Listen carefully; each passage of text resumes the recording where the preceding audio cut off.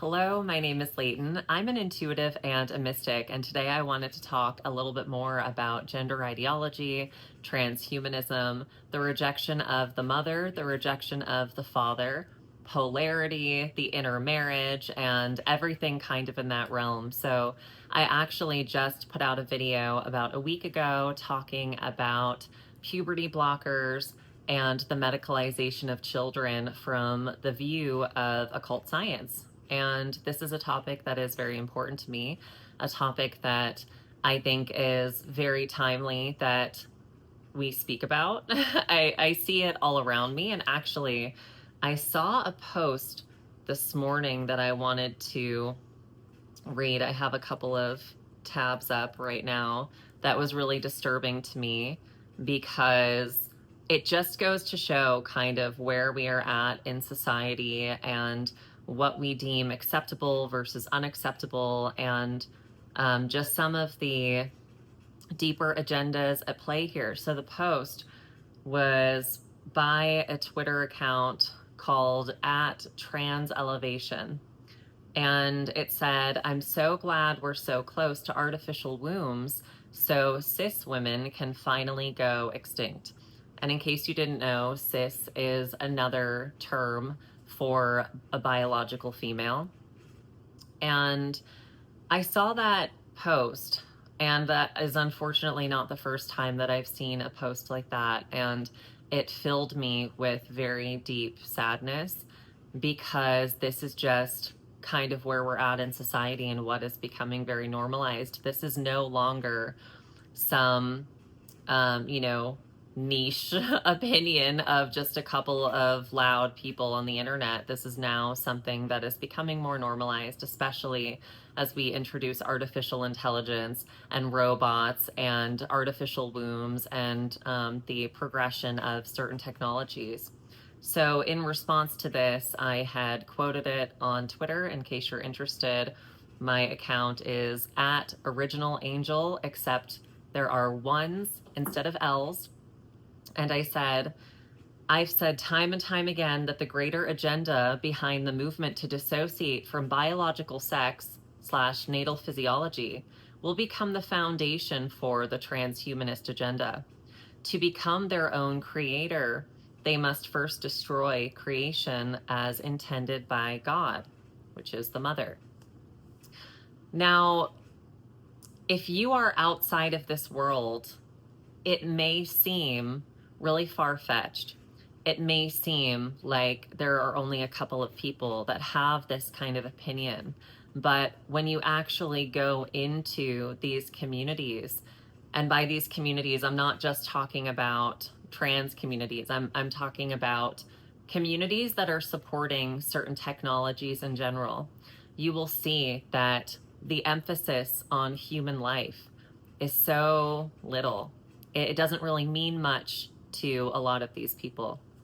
In fact, it is seen as inherently flawed, missing something, unable to evolve past a certain extent. And I think that that is an extremely damaging belief system. And some of my thoughts on that I also posted on Instagram today. I said transhumanist ideology is inherently dissociative and a response to severe mental and spiritual fragmentation, which is something that I want to speak on more in this video today.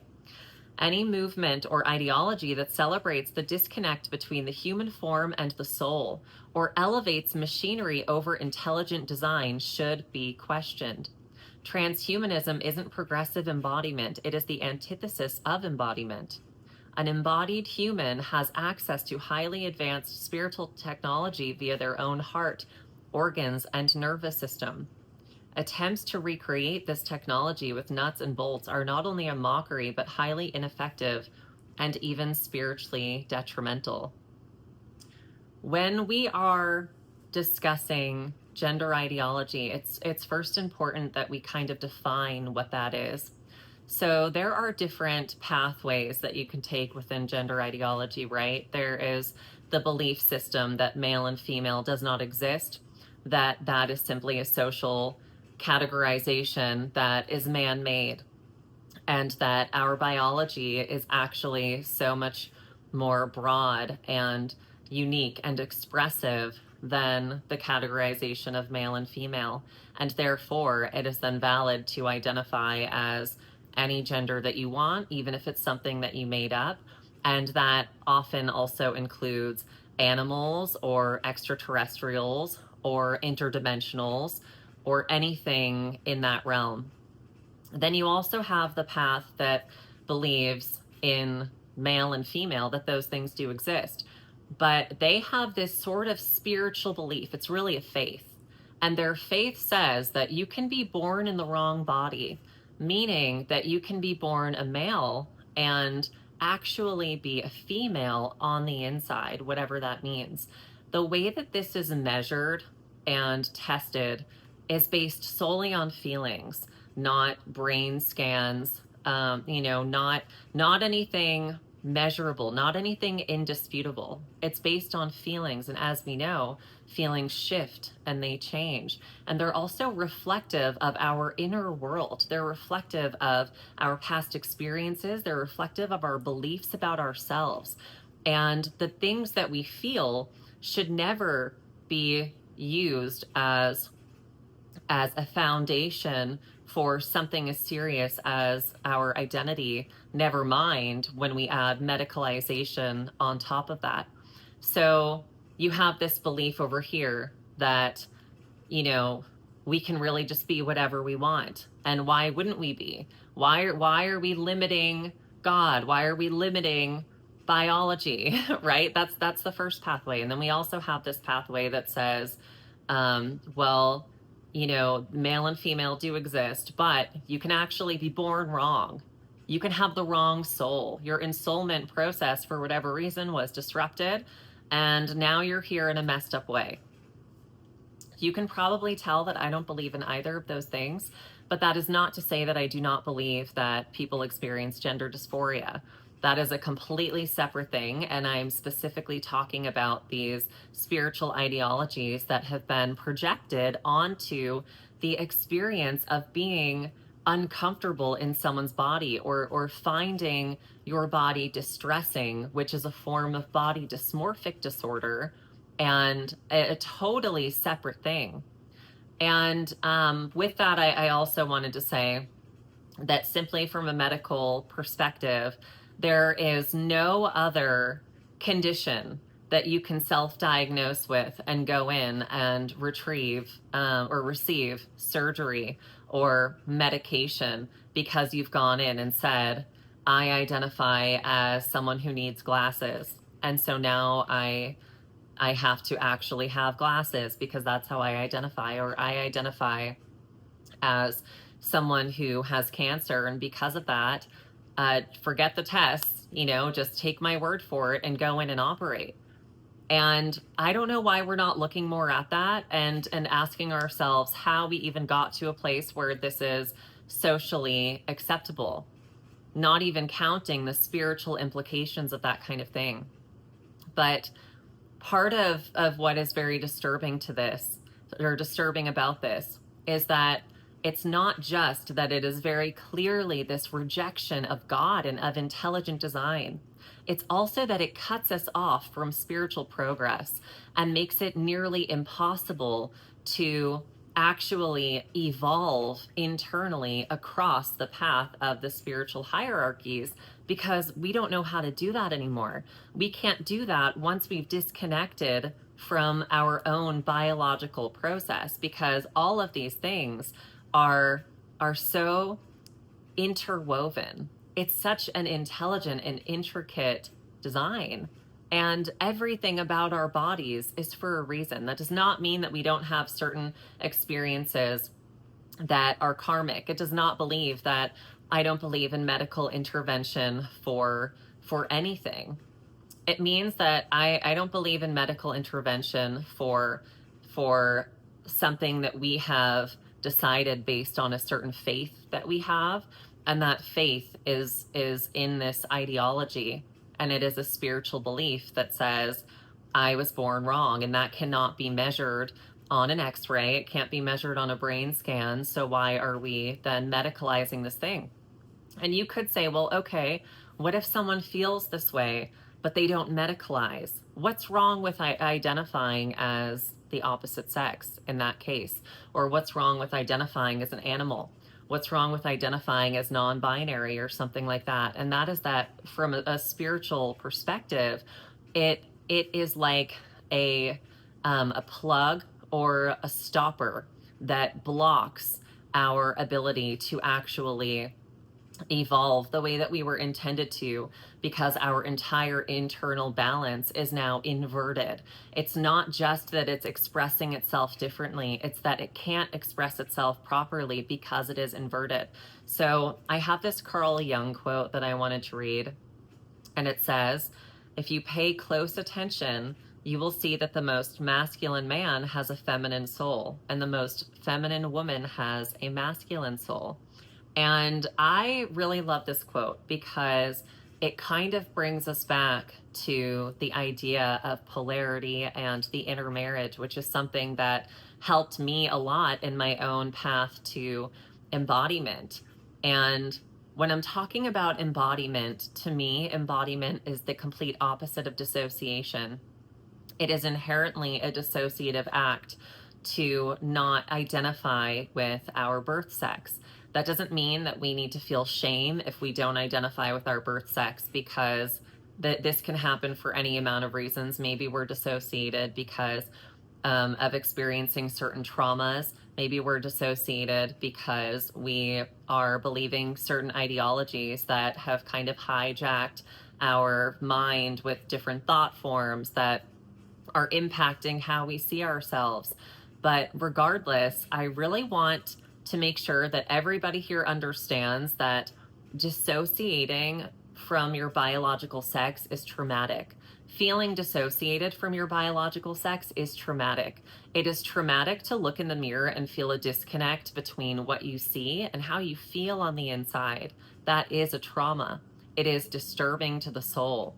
I just personally do not believe that we should be jumping to resolve this matter with external means and not even question that. I don't think that that's the answer. And I have lots of reasons for thinking that extend into not only what I've read as far as studies go, but also the hundreds of detransitioners that I have met and spoken to, and the friends that I have that still do identify as trans. Hearing their stories and loving them and getting to know them and being in communion and relationship with them, it gives you a necessary and balanced perspective that I think more people need to have, because I think it's really easy to see certain ideologies that are infiltrating society and our culture and see how it's impacting children and how it's bleeding into schools and all of these things, and feel anger at the people who are experiencing gender dysphoria because we don't have the ability to understand that there are actually occult forces at play that are influencing the global elite that is then using people who are experiencing this extreme pain and discomfort to kind of build the foundation for a transhumanist future, right? Because it's not about the acceptance of trans people, the acceptance of gay people. They don't actually care about that. They don't care about that at all. And I'm a lesbian. I'm married to another female, which is something that I feel like I've never spoken about more in my life than I've had to the past couple of years, because it's just simply not the most important thing about me. It's just a part of me. But we're at a period where now I feel a responsibility to talk about these things, because I don't want to be condoning, it's beyond even wanting to not be associated with certain movements. I don't want to condone certain belief systems, and I am often expected to. I have lost so many friends because people are uncomfortable by my opinions. They don't understand why I can't just get in line and believe the same things as everybody else. But I have a reason for not doing that, right? And that's my personal experience. It's all of the research that I've done. It's the people that I have known and loved. And also, more importantly, it is my understanding of spiritual science. And I have a very strong conviction that says that regardless of how I personally feel about something, I am not going to bend my beliefs to my feelings.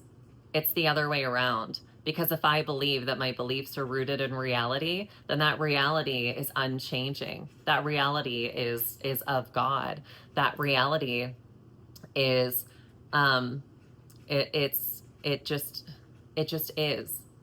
And to attempt to mold that because I don't want to hurt anyone's feelings, I don't want to hurt anyone that I love or care about, to lie about certain things, it will only cause harm. It's not going to actually help anyone for me to lie about certain things. So when we're talking about the polarity and intermarriage, I want to explain a little bit more about what that looks like, and also how this can manifest as dysphoria when we are coming from a deeply dissociated and fragmented state. So the intermarriage is essentially the marriage of our masculine polarity and our feminine polarity. And I've spoken about this before because for me, it made everything make sense and really helped me to understand the concept of gender, why those things can feel confusing to some people, why, depending on what the balance is doing in our bodies, how that can impact the way that we express ourselves and things like that, and how much that can actually change and heal, and what it can look like when we bring this into balance. So every female has a spiritual male counterpart. And this isn't like a twin flame thing or something like that. And it also, your sexual orientation has nothing to do with it. This is an internal experience. It's an internal process. And every male has a female spiritual counterpart. And so what we're intended to do is find a balance between this physiological embodied counterpart or part of the counterpart, and then the spiritual, which marks the opposite of whatever our natal sex is. And the marriage and union isn't just between those things, it's also between God. So I often say that it's kind of like a triangle with God at the top. And then with me being a female, I have that over here, but then I have this spiritual male aspect. And the goal is to bring those things into union. And so it's like this holy trinity that is an internal experience. And everything, and I say this, if you've ever had a reading with me, especially a shadow analysis reading, then you know that I'm always saying that every single thing within us has a higher aspect and a lower aspect.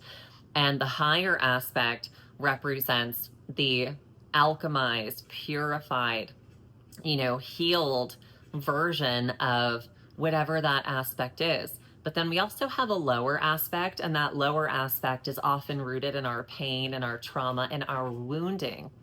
And what ends up happening with most of us is that we go throughout our life and we don't actually know that certain parts of our personality, what we think is our personality, is actually a manifestation of this wounding. It's not who we are. And we see this a lot with people who identify very closely with having mental illness, and it is made into their entire personality. It's what they talk about all the time. They see it as an inherent part of who they are. And because of that, they're never able to realize that these parts of them, these aspects, can actually be alchemized and moved to a higher quality and refined into something higher. And I would just like to say that this is not something that I'm ignorant on. I'm not speaking ignorantly as someone who has never struggled with mental health before. I used to be extremely suicidal. I still have self-harm scars on my body. I was a drug addict. I actually overdosed and had a near-death experience, which is kind of what initially opened me up to so many of these things, because I was spiritually searching before. And I did believe in God, but I had so much trauma that before my overdose and near-death experience, it was quite honestly just impossible for me to move forward. So I know what that looks like. I had dissociative identity disorder. I had OCD, and also my medical records. I'm in a public detransition lawsuit, which means that I identified as male for 3 years despite being born a female. And in those 3 years, I was diagnosed with gender dysphoria. I was given testosterone. Thank God I never had a double mastectomy or any other surgeries. But it was a dark time. Okay, so I was extremely dissociated from who I was because I had a very traumatic upbringing and had experienced a lot of things in my life and in my childhood that made me not want to be present. It made me not want to be in my body. I wanted to run away. I couldn't handle it. I didn't want to be alive anymore. Okay, so I'm not speaking from a place of judgment. I'm speaking from a place of understanding, because it makes me feel very sad that there are people that exist in this world that don't know that healing is possible. And I know that can also be very triggering to hear when you are in a place where it doesn't feel possible, because I remember when I was in that place, and if I saw someone like me speaking about this, I probably would have had some thoughts about her, and thought she doesn't know what she's talking about. She's crazy. There's no way she experienced the kind of pain that I have experienced, because this is not the kind of pain that you can get past. It's not the kind of pain that you can heal. That's genuinely what I believed. So what happens is we see people who they are experiencing certain symptoms, right? They have a kind of symptomology happening, and it's measurable. They can see it, they can feel it, they can name it, and they don't know how to heal it. They don't know how to help it. So what is the answer to that? Well, then they go and they search stuff on social media, and they see things that say, well, maybe this discomfort is for a reason. And it is for a reason, but not the reasons that they're sold. The reason that they are sold is maybe you feel this discomfort because you're not actually a man, or because you're not actually a woman. Maybe the way to move forward and the way to heal is actually to try to live your life as the opposite sex. So as I was saying, with this internal marriage that happens, we have the higher aspect of the male polarity and the higher aspect of the female polarity. With the higher aspect of the male polarity, I see that as the inner Christ. It is Christ within us. It is the Christ impulse. It is Christ consciousness within us. And that is awakened within the heart through this process called the etherization of the blood, which I can actually link below, because I don't have time to get into that right now, but it is something that I've spoken about numerous times in the past on my channel and also on social media. And this is actually what awakening Christ within us in this way is actually what puts us in the position to even be able to take these lower qualities that we have, these shadow qualities, and transmute them through this heart-centric process where all of this stuff kind of moves up into the heart, and it's able to transform through that experience, because we cannot experience God and walk away unchanged. We can't experience the Holy Spirit and walk away unchanged. It just doesn't work that way. And then the higher female polarity within us is Sophia, right? And so I kind of see her as like the feminine Holy Spirit, and she is the great mother within us. And we have this marriage where you don't want to think about this as a earthly marriage. This is a union that happens within us that awakens this kind of internal trinity through this internal wedding that takes place. So it isn't that we transcend male and female. It's that we are bringing these into union and balance internally to express them in their highest qualities. But we also have these lower aspects too that will come through. So we can kind of have this inverted feminine or dark mother aspect that is actually all consuming. It is the void, except instead of going into this void of creation, it is this void of cannibalization that actually will just suck the spiritual life out of us and spit us out so that we're nothing but a pile of bones.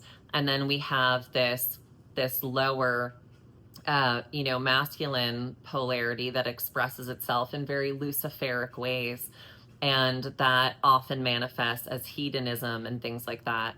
And I can speak from experience and say that I have experienced what has to be the lowest of the low aspects of these two things.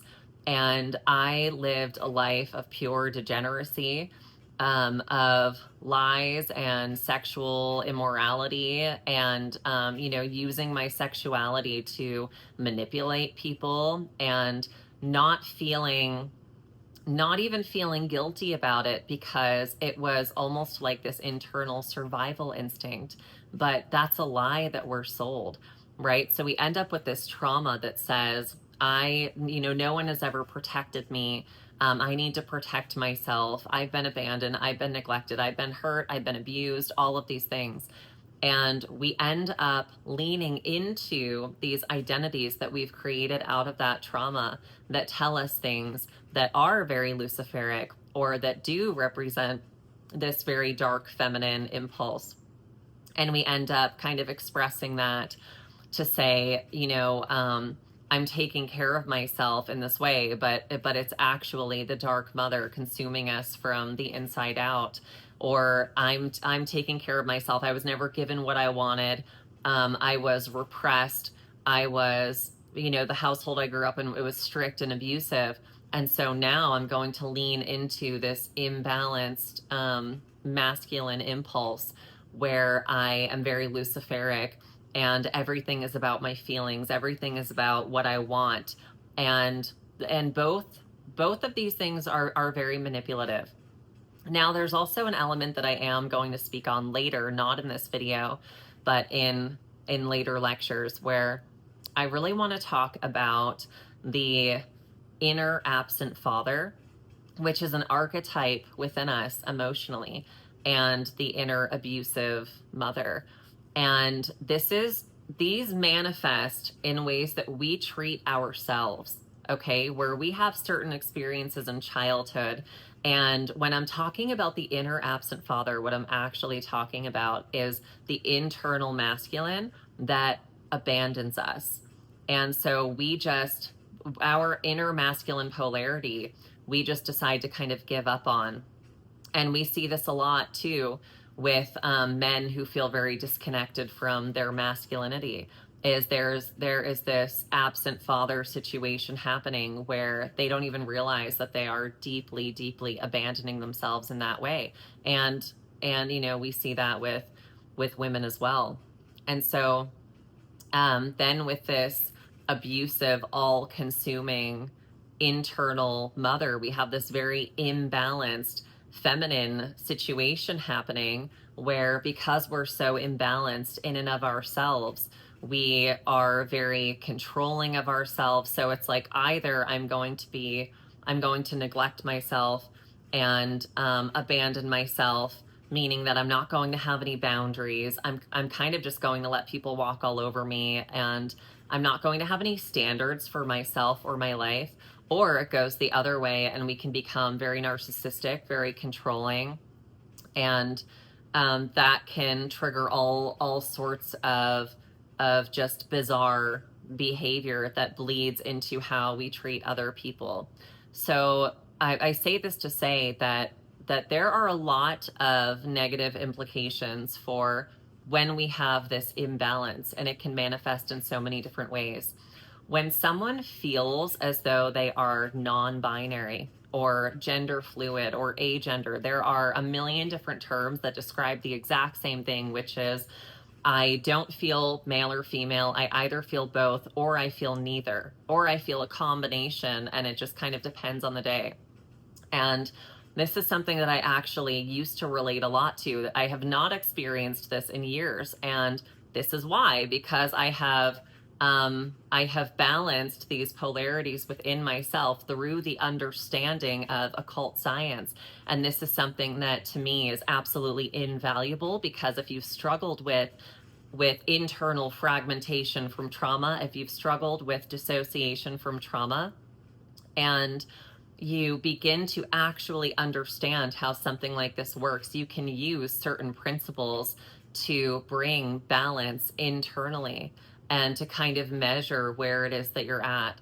But in the case of someone who is not feeling connected to themselves at all in that way, you know, they may dress very feminine one day, and while they are dressed very feminine, they can feel like a female, or they will feel just this very feminine essence. But then the exact same day, they put on clothing that is more traditionally masculine. And I mean, all you have to do is go on TikTok or Twitter, and this stuff kind of thing is everywhere. I see it all the time. I saw a video recently of this woman who was all dressed up, talking about, you know, expressing her gender in a feminine way.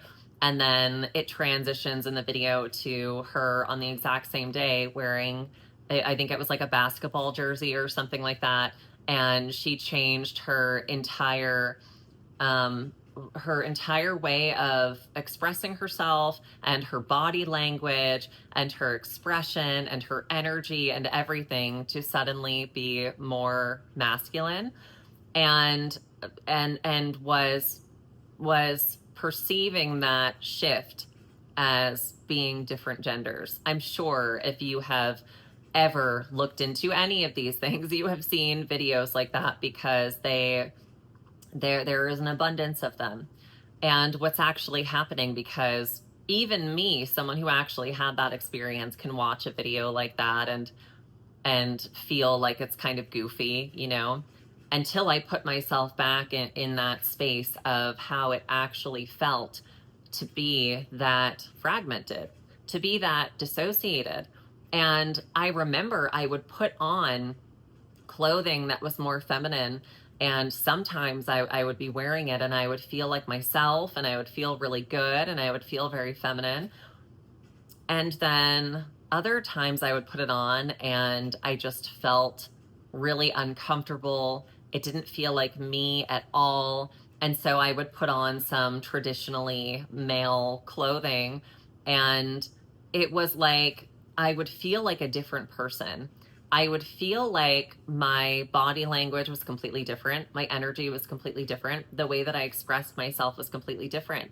And it's actually really funny, because I don't like wearing, I mean, I find that sometimes I'll dress more androgynously. I love wearing suits and things like that.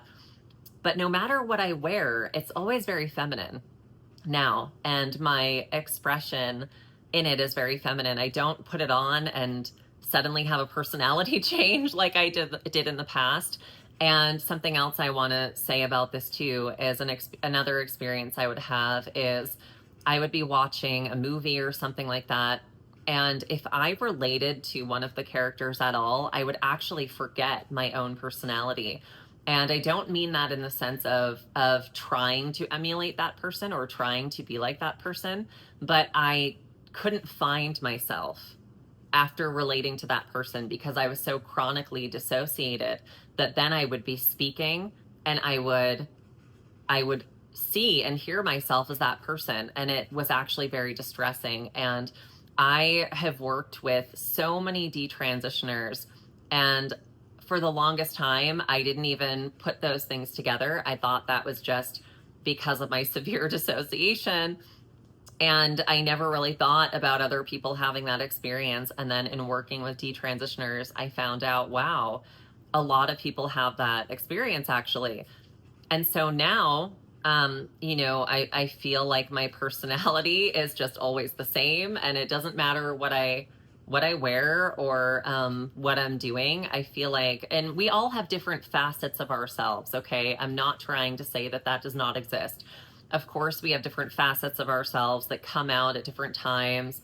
And, you know, I might feel when I'm more dressed up, that I'm kind of in a more professional mindset. And actually, I find that things like that can be so powerful for shifting your mindset that sometimes if I don't want to clean, I will literally just put on a blazer. And then I have this feeling of I can clean now. I now feel like I am equipped, because if I'm in pajamas or a t-shirt and sweatpants, I want to relax. I don't want to be doing things. So I don't want to discount those things. Of course, those things are real. But when we are changing our clothing or changing our makeup, or we're around different people or whatever it may be, and we feel like a completely different person, that is not healthy. That is a sign of some very serious fragmentation internally. And kind of how we begin to heal that, in my opinion, from my perspective, is actually through building those connections to Christ, building that connection to Sophia, understanding how polarity works, understanding how balance works, and not externalizing the process so much. Because what we're actually seeing now is that people are having these internal experiences, and they want to correct it. They want to fix it. They're experiencing discomfort. They feel pain. They don't want to feel that way anymore. And then the answer is, okay, well, in order to correct this, I'm going to change this thing about myself externally. And that actually goes beyond gender ideology. But right now, for the sake of this video, we are focusing on gender ideology. And it's this idea of, I want to find internal balance of the masculine and feminine polarity, but I don't actually know how to do that. So I'm going to get a double mastectomy, or I'm going to take hormones for however many years, or I'm going to change my name and change my, pronouns and things like that. And I mean, we can do that. We can do whatever it is that we want. We have the freedom right now in 2025 to do that. I'm not saying that people can't do that. They have the freedom to do that. What I'm saying is that, or what I want us to look at is that what is that doing? Is that actually helping us? Is it benefiting us? Because from my perspective, it is distracting us. It is shifting the focus away from internal polarity, which is necessary to, we can't even begin to raise those polarities from their lowest expression to the highest expression if we're not even connected to them in the correct way. If we are interacting with ourselves in a way that is inverted, and our understanding of these things is inverted, then the way that we then interact with those polarities is also going to be inverted. And that is going to have an opposite effect from the effect that we are hoping for. And it's actually going to bring us farther away from ourselves spiritually. And it's going to dissociate us further and further and further from our own bodies, from our natal sex, our biological sex. And that is our human form. Our human body is our spiritual technology. It is. It's not in the way of it. It is it. Connection to our own bodies and nervous systems, when we are connected and embodied to that, you have no idea how powerful that is.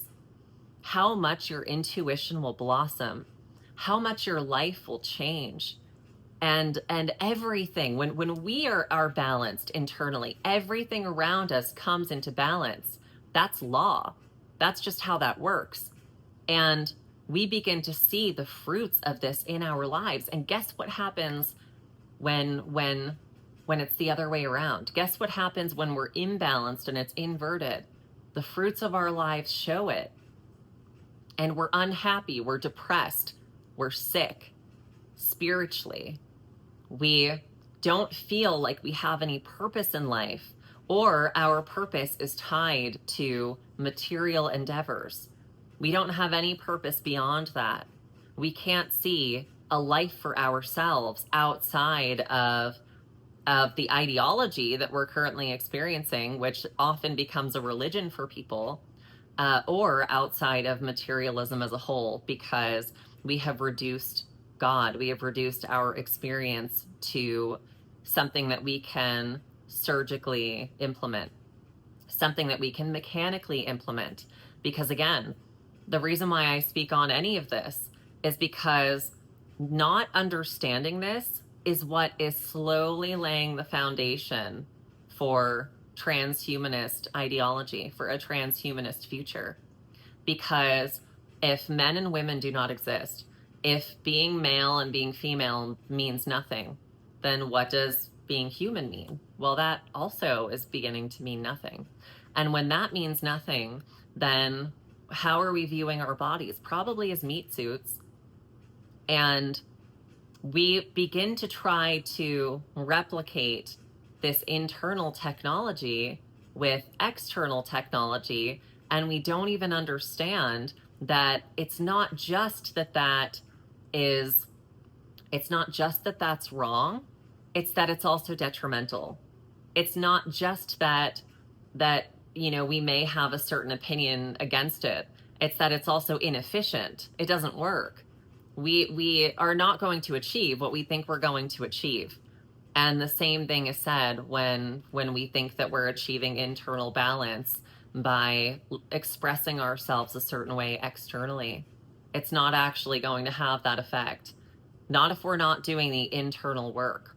Not if we aren't connected to our bodies. And something I've seen as a somatic practitioner, which if you did not know, I'm also a somatic practitioner. And it's hard. I've had people ask me even, where did you go to do that? And I don't even like sharing that because the place that I went is so woke. And their belief systems around certain things, in my opinion, from my perspective, directly go against embodiment.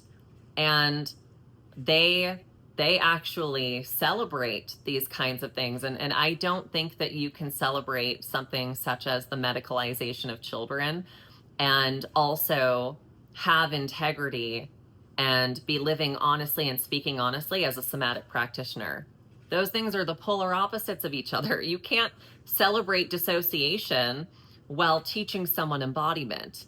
That's not how that works. And I'm sick of pretending that it is. It is disturbing. It's wrong. We're hurting people.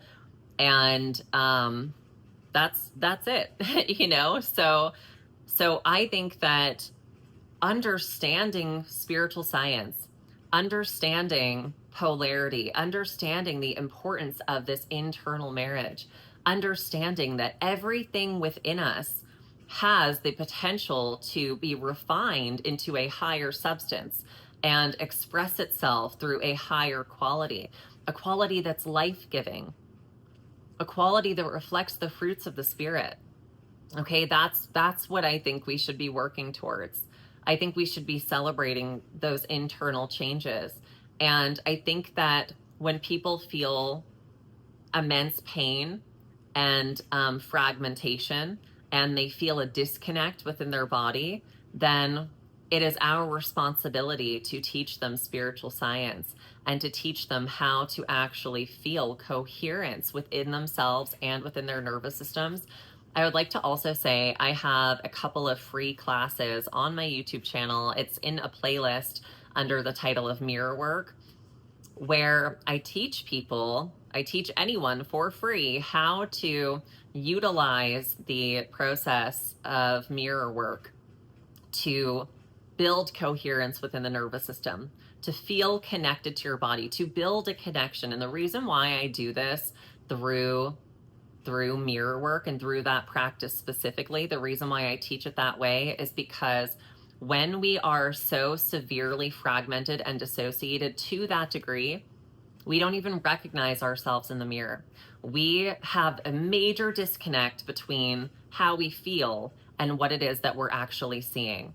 And if we want to see any progress in that area whatsoever, we have to go in and we have to begin to clear out those discrepancies and to bring healing into that space, to speak truth and love over ourselves. So there's so much more I could say about this, but I am unfortunately running out of time. I am going to be speaking on this topic a lot more because I think that we just can't afford not to at this point. It's something that I've touched on here and there in videos in the past and spoken a whole lot about on social media in the past, but I just feel a responsibility to talk about these things more and to try to cover it from a place that is actually going to help people understand kind of what is going on, not just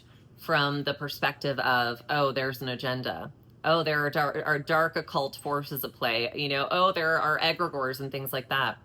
But also, we're having a kind of backwards internal experience, and that's something that can be corrected. So thank you so much for being here with me. I would love to hear your feedback. I get pretty heavily censored on YouTube and social media in general anytime I talk about any of these things, which means that I am censored most of the time, and it is very difficult when I'm speaking on any of these topics to see any traction whatsoever in the work that I am putting out. So that being said, I would ask that if you enjoyed this video, please consider liking, commenting on it, sharing it with other people. It would honestly help a lot because, as I was saying, this work is very important to me. I think we're at a point where it's actually detrimental for us to not talk about these things. And I think we're going to see more and more people coming out and speaking on these things from the perspective of spiritual science because of that. So again, thank you so much, and until next time.